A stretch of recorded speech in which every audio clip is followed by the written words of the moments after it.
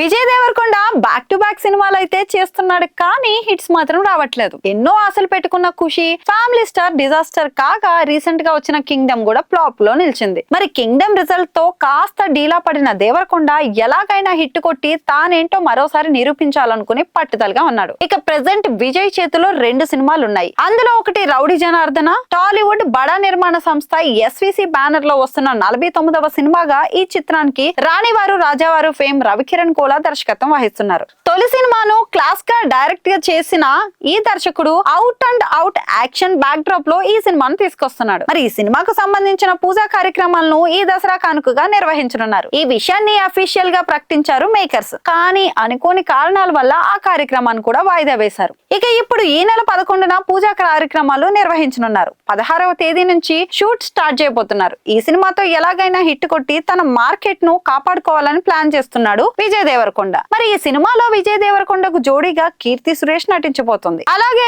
విజయ్ కి యాంటాగోనిస్ట్ గా బాలీవుడ్ కి చెందిన స్టార్ నటుడి పేరైతే పరిశీలిస్తున్నారు.